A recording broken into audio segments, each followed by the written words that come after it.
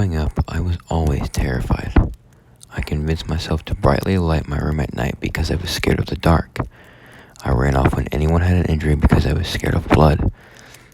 I even bought over 20 sticky traps and pasted them all over the house because I saw a baby cockroach skitter out of the bathroom one morning.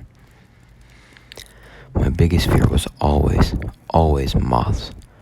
My eyes would dart to each corner of any room I walked into in the evening, waiting to see a dark, papery triangle tucked against the wall.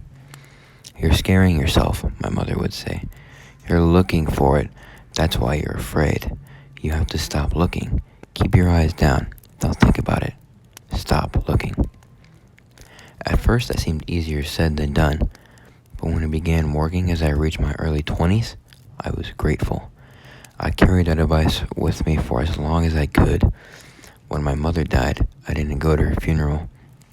I didn't want to look at her body because I knew it would be a yellowish white, covered in a slimy film. I knew it would scare me. When my wife gave birth, I didn't stay in the delivery room. I almost vomited at the thought of watching my baby girl tumble into the bloodied hands of the doctor.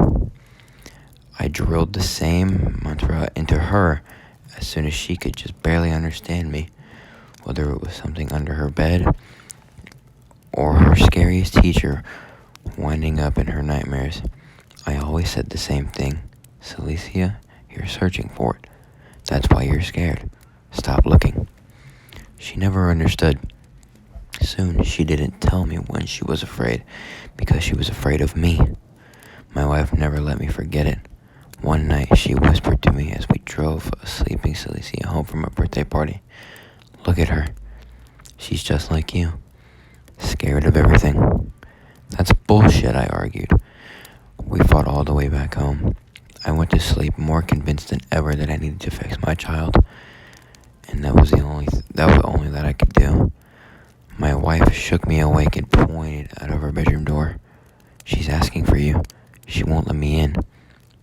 Oh, I leapt up, surprised by the change. I knocked on her door, and she beckoned me inside. When I entered, she was sitting up on her bed, facing away from me. "What is it, sweetheart? Did you have a nightmare?" I said quietly. She shook her head and giggled. "No, Daddy. I listened to you. Now I won't ever have one again." When she turned, she lifted her half-open eyes to meet mine. When I screamed, she dropped them. And when they hit the floor, what was left of them smashed into a pool of clear fluid and soft flesh. You were right. I was scaring myself. I needed to stop looking.